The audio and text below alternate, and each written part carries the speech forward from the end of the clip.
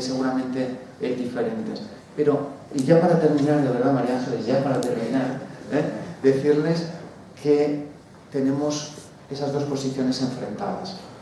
Dependencia e independencia, lo tenemos claro, o eres dependiente o eres independiente para las actividades, por ejemplo, de la vida diaria, y autónomo y heterónomo. O decides por ti o otros deciden por ti. ¿Sí? Pero ser dependiente no significa ser autónomo, heterónomo, no ser autónomo. ¿Me entienden? Miren, en este gráfico de 4 entradas, esta tabla de 2×2, podemos tener personas muy autónomas y muy independientes. La imagen del típico válido, que siempre hemos dicho, que hace su vida, ¿sí? Y que no necesita de cuidados o de atención social para nada. Podemos tener, lo contrario, personas muy dependientes y que además por un deterioro cognitivo, por ejemplo, no sean capaces de decidir ni los elementos más básicos de su vida diaria, con lo cual decidiremos por ellos en base a su historia de vida, a sus profesionales de referencia. Podemos tener personas con una gran heteronomía, o sea, deterioros cognitivos importantes, pero sin embargo son independientes para seguir duchándose, seguir vistiéndose, seguir comiendo, deambulando, ¿sí? ¿Y saben dónde está el gran problema de nuestra atención? En todas aquellas personas que, aun siendo grandes dependientes, por ejemplo un ELA, un tetrapléjico, que pueden decidir por sí mismos, como son dependientes, decidimos por ellos. ¿Están poniendo nombre a alguna de estas personas que les digo? Porque cuando nos dicen quiero salir al jardín, no quiero ir a esta actividad, póngame hoy no sé qué ropa, ¿sí? Esto nos genera realmente conflicto. Tratar a personas autónomas con capacidad de decidir como personas dependientes en lo físico, pero también en lo psíquico. Bueno, sin más, gracias, espero no haberles aburrido.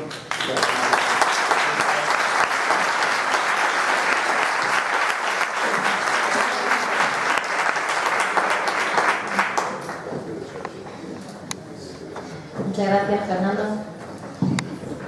A continuación, el doctor José Antonio López Trigo nos va a hablar de la visión desde la geriatría del espacio sociosanitario. El doctor José Antonio López Trigo, la verdad que si tuviera que compartir con ustedes su currículum daría para una ponencia por sí sola, pero él me ha pedido, me ha insistido en que únicamente le presente como médico especialista en geriatría, diplomado en gerontología social y en la actualidad es presidente de la Sociedad Española de Geriatría y Gerontología. José Antonio, cuando quieras. Muchas gracias. Muy buenos días. Yo sí, no les parece mal, sobre todo a la señora de la grabación, que la traemos loca, voy a hablar de pie también, porque posiblemente tenga un cuadro esto de piernas inquietas y no estoy muy cómodo hablando y mirando una pantalla de ordenador. Bien, pues en primer lugar, muy buenos días, mi agradecimiento y felicitación a Mensajeros de la Paz Murcia por este segundo congreso, después del éxito del primero, que tuve el privilegio de compartir con ellos también.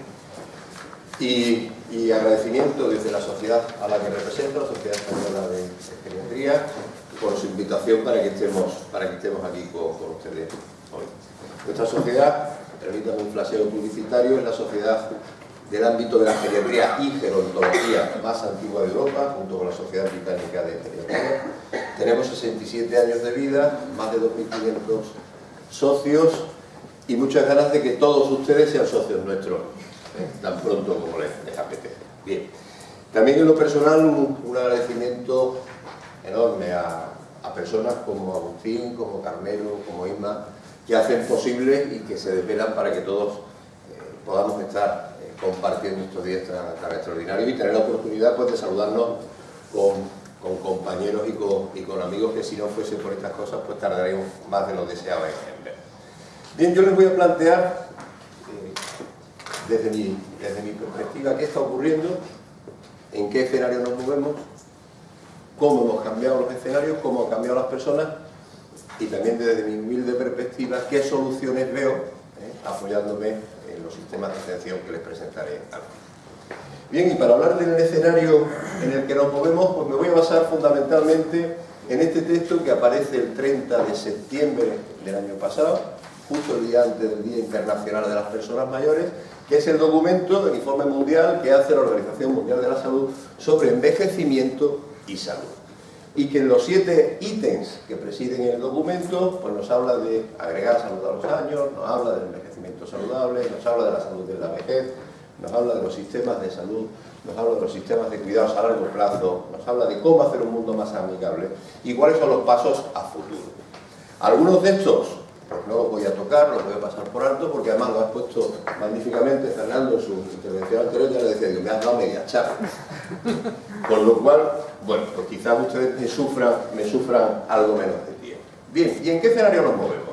Pues desde el punto de vista de agregar a salud a los años, saben que hemos conseguido hacer una vida larga, que se va estrechando y que se hace tremendamente estrecha en los últimos años. Cuando lo que debemos es intentar que esa vida larga se acompañara de amplitud, sea una vida larga y ancha. Bien, y se nos exige para atender a esta nueva forma de llegar a las personas a mayores, Fernando lo decía en esa curva de dependencia, de acumulación de dependencia en los últimos años de la vida, eso es lo que Linda Fried llamó hipótesis de la compresión de la morbilidad. Vivimos cada vez más años a costa de padecer más secuelas del proceso en los últimos años de la vida, con lo cual estamos viviendo de media 84, 87 años en función del género en nuestro país, a base de, en los 3 últimos años, vivir en situación de dependencia, según dicen las estadísticas.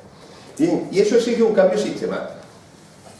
Hemos diseñado sistemas para curar enfermedades agudas y tenemos pacientes que no responden a ese sistema del gran hospital de agudos, donde entra uno y sale a los 2 días. Bien, además trabajamos de una forma compartimentada.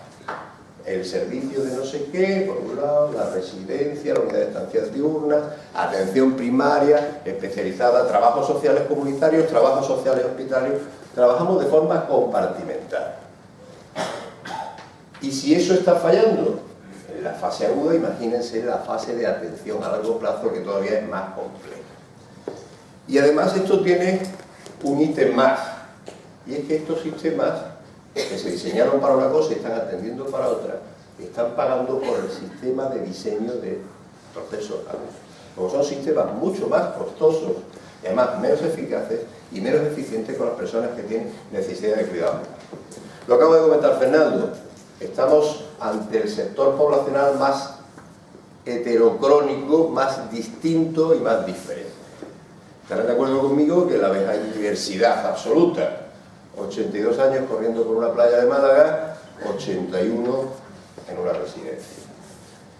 No es lo mismo desde el punto de vista de la igualdad de las ventajas o desventajas a la hora de envejecer, que uno se llame Briatore y pueda ir donde le dé la gana, a que lo atiendan como a él le dé la gana, a que uno de la misma edad envejezca en el Bronx, donde no hay ni un sistema social, ni un sistema sanitario que se vaya a ocupar de él. También estarán de acuerdo conmigo que hasta ahora lo que entendemos por persona mayor, y por persona mayor, sobre todo en situación de dependencia, es el que se está comiendo el sistema. Es que nos van a dejar sin pensión, es que todo se gasta. Hemos puesto ese estereotipo anticuado y no estamos viendo, como ya están haciendo otros países, se aludía a los países del norte de Europa, donde lo que están viendo es una expectativa de generar negocio, en el mejor de los sentidos, de generar dinero, de generar empleo y de generar oportunidades precisamente provocando y haciendo mejores atenciones. Pero bien, por fortuna también el mundo está cambiando. Ya empezaron los movimientos de los panteras grises y ya no vale decirle a la persona mayor, haga usted esto porque se lo digo. Por fortuna se está revelando y estamos modificando. Bien, y personas mayores que cuando analizamos qué padecen y por qué padecen situaciones, por qué llegan a situaciones de dependencia en etapas más avanzadas de la vida, pues miren, simplemente porque van acumulando procesos. Y cuando vamos acumulando procesos por enfermedades crónicas, pues terminamos con esta estadística que se publica en Lancet en 2012, pues miren, de los 65 años hacia arriba, el número de patologías invalidantes que van acumulando las personas crece, y crece tremendamente. Y además de crecer tremendamente, comporta 2/3 del gasto sanitario en aquellas personas que tienen 5 o más enfermedades crónicas, que son la inmensa mayoría de los que seguramente todos atendemos todos los días. Y cuando analizamos qué ocurre o qué va a ocurrir con procesos de altísima prevalencia, como puede ser la demencia, aquí tienen en azul más clarito lo que ocurre o lo que ocurría a fecha de 2010, en azul más oscuro lo que se espera que ocurra en 2050. Pues miren, en Europa, sobre 160 millones de personas susceptibles de padecer demencia, si se hace el corte, como lo hace este estudio de demencia, si se hace el corte en mayores de 60 años, sobre 160 millones tenemos 10 millones de personas. Pero es que, si todo va bien, en 40 años, digo si todo va bien porque andemos por aquí, no por otra cosa, si todo va bien, en 40 años habremos prácticamente doblado las cifras de personas con demencia. Paradigma de la atención sociosanitaria, paradigma de la atención a las personas mayores con problemas. Y es que vivimos en un mundo, hemos creado por fortuna un mundo de cronicidad, un mundo donde muchas enfermedades han dejado de ser necesariamente mortales y se han convertido en enfermedades crónicas. La más paradigmática, el SIDA. Cuando yo empecé a ejercer en mi hospital, la vida media de una persona con el SIDA desde el diagnóstico era 1 año con 2 meses. Hoy, por fortuna, la persona con SIDA va a ser tratada y morirá cuando le toque, dentro de muchos años y de otras cosas. Bien, pero eso es a base de acumular procesos. Antes se moría la gente con un infarto, y hoy hacemos una trombolísis y se escapan mucho. Con linfomas caían uno detrás de otro. Afortunadamente tenemos muchos remedios para resolver muchas cosas, pero nos quedamos con la cronicidad. Cronicidad que tiene este reparto, en cifras del año pasado, tiene 2015, tiene este reparto en nuestro país. Miren, esto es lo que toca a su comunidad. Esta es la percepción, el porcentaje de cronicidad en la comunidad murciana. Están en la media nacional. 36% para hombres, 47% para mujeres, una prevalencia media de percepción de enfermedad crónica en personas mayores del 40%. Y evidentemente cuando uno padece muchos problemas, su calidad de vida, y su calidad de vida en relación con la salud, pues va sufriendo. Y vemos que cuando analizamos calidad de vida relacionadas con la salud, en cuanto a intentan impactante en la calidad de vida, como son movilidad, autocuidado, actividades, dolor y malestar, evidentemente la calidad de vida se va sufriendo conforme pasan los años. Y cuando analizamos proceso a proceso, algunas enfermedades, de las de mucha prevalencia, y decimos, esta es toda la diabetes que hay en la población española, esta es toda la demencia que hay en la población española, esta es la insuficiencia cardíaca, esta es la obesidad, esta es... Pues cuando metemos el corte de edad, miren, si quitamos la obesidad, todas las demás de alta prevalencia están en personas mayores de 65 años, que son esas líneas rojas que pueden ver. Y cuando tenemos que atender esto, es cuando me viene a mí lo del mundo de la paradoja. ¿Sí? Y yo lo llamo esto paradoja del separado y paradoja del todo junto. ¿Por qué separado se escribe junto y todo junto se escribe separado? ¿Verdad? ¿Sí? ¿Por qué se nos llena toda la boca de decir que esto es atención y debe ser atención sociosanitaria cuando lo social está en una parte del barco y lo sanitario está en la otra? Y en medio de compartimentos estancos, muy estancos, en muchas ocasiones. Ese término yo no lo voy a pronunciar, habiendo personas que hablan de lengua natural francés como es Luis, aquí me he comido una S. Pero eso de los cuidados médicos sanitarios, los cuidados médicos sociales, ese término francófono, quizás debiera empezar a sustituirse por un término que quite o el guión o que quite el compartimento, y quizás debiéramos hablar simplemente de cuidados a largo plazo. Cuidar. Porque nos va a permitir ser más flexibles y romper barreras, porque hasta ahora lo que estamos haciendo es tremendamente difícil. Muchas veces por ineficaz, otras veces porque duplicamos cosas. Se está haciendo una cosa en un ámbito, se está repitiendo en otro. Y muchas veces también porque comporta situaciones de inequidad, situaciones de ausencia de igualdad en el caso de las personas mayores. Que por supuesto, hablado de escenario, por supuesto son los actores de esta película, ya lo ha comentado Fernando anteriormente. Y son actores que han cambiado. Le hemos cambiado el personaje, ha cambiado el personaje, ha cambiado el guión y debe cambiar la escenografía. Yo creo que a esta hora es muy desagradable aportar muchos datos y hablar de muchas cifras, pero sí me va a permitir que utilice algunas que me parecen realmente importantes. Miren, ¿cada vez tenemos más personas mayores? Sí. ¿Cuántas más? Muchas, muchísimas. Este dato es de enero de 2016. Saben que el censo y el padrón se va haciendo cada 5 años. Pero hay un corte en enero de cada año que se publica en abril de cada año. Bien, estas cifras las ha publicado el Instituto Nacional de Estadística en abril de este año y corresponden al 1 de enero de 2016. 8,5 millones de personas mayores. Bueno, ¿dice mucho o dice poco? Bueno, pues dice que el 18,6, se lo digo porque en las estadísticas sigue apareciendo que la tasa de envejecimiento en España es el 17. Es el 18,6 a fecha de enero de este año. Y esto es muy importante, esto ha cambiado en un año. Cierto es que en un año la perspectiva es cortísima y no debemos utilizar en estadísticas poblacionales y en estudios demográficos no debemos utilizar nunca un año, es muy corto. Pero miren, cuando yo revisé esto del padrón continuo de enero de 2015, el porcentaje de mujeres era el 57. Yo me lo tengo que mirar esto un poco más despacio a ver qué ha pasado. Pero ha caído la población mayor del 57 al 51%. Insisto, esto hay que ver.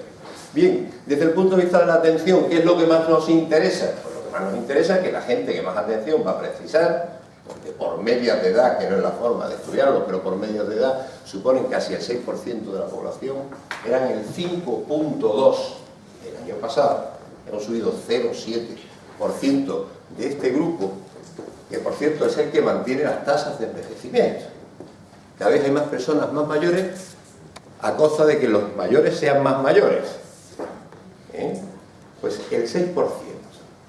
Y eso que todavía no se ha producido el advenimiento de todos estos que estamos aquí en la foto, que somos los del baby boom, que comenzaremos a ingresar en cifras estadísticas de ser oficialmente mayor, pues a partir prácticamente de 2024. Llegaremos los que nacimos entre el 58 y el 77. Bien, yo nací el 76, por lo tanto. Cosa que no me creo ni yo. Bien. Esto va a suponer un 10% sobre esto, un 10% en 10 años. El barco va a hacer así y se va a escorar totalmente, un 10% en 10 años. Y otro hecho importante y preocupante en la atención a personas que van a necesitar, que van a precisar más cuidados, es este, que ha caído la ratio de apoyo familiar. La ratio de apoyo familiar es esa relación que existe entre el número de personas de 80 y más años por cada 100 personas de entre 45 y 64, que son las que habitualmente y de forma media cuidan. Pues bien, esto ha caído.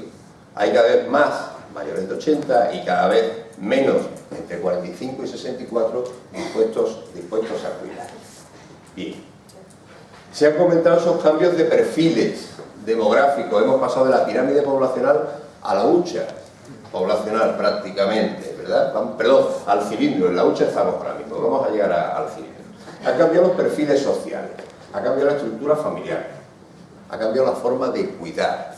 Hay mucha reclusión en el domicilio. No voy a entrar en por qué, porque se sacan personas mayores de las residencias para que la familia pueda usar la pensión para llegar al final de mes, la limitación en los recursos, los perfiles sanitarios también han cambiado. Hemos pasado de tener muchas enfermedades que no sabíamos cómo eran cuando se cronificaban, a tener muchas enfermedades crónico-degenerativas, invalidantes y edad dependiente. Tenemos también el paso de la enfermedad, persona que tenía una enfermedad y moría con esa enfermedad, a tener muchas enfermedades. Hemos pasado de la patología a la pluripatología o de la morbilidad a la pluricomorbilidad. Fíjense, a los 40 años un 25% de los españoles ya sufre una enfermedad crónica. La hipertensión, el colesterol alto.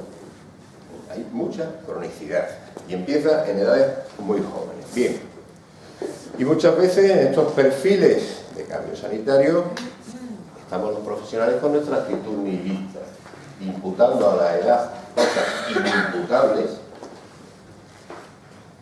imputando a la edad cosas que no se corresponden al envejecimiento fisiológico, como es el deterioro cognitivo. Hombre, si tiene usted 80 años, pues claro que se le tienen que olvidar las cosas. Y una porra. Hay 27 premios Nobel mayores de 85 años. Y si lo normal es que se olviden las cosas, no debiera haber gente en esas situaciones, ¿no? Si yo le estoy vendiendo a la gente que lo normal es que un hueso duele. No, lo normal es que no duele. Y si duele es porque tiene una enfermedad. ¿La podré curar? ¿O la podré atender? O la tendré que atender siempre y a veces seré capaz de curarla. Pero no vale ampararnos en la edad. Bien, ha incrementado el volumen de personas con dependencia. Tenemos una atención que no se adecua a la demanda. Tenemos, por fortuna, el advenimiento de nuevos derechos sociales y que se reconozcan esos nuevos derechos sociales, como es la ley de dependencia, la ley del tercer sector, el marco de actuación para personas mayores que se aprobó el año pasado. Y también está habiendo, en esos cambios de perfiles, modificaciones en los perfiles de los cuidadores familiares. Desaparece ese cuidador familiar tradicional abnegado que cuidaba en casa y hay que buscar otras soluciones. Bien, luego nos vamos a desenvolver en un nuevo escenario donde hay problemas y donde tendremos que buscar soluciones. Como es un escenario de cuidados a largo plazo. Es una necesidad cada vez más creciente, que tiene múltiples enfoques, que cuenta muchas veces con un personal, Fernando lo introducía en su intervención, bueno, con un personal que muchas veces está subestimado, está poco motivado, está carente de apoyo, está carente de formación. Estamos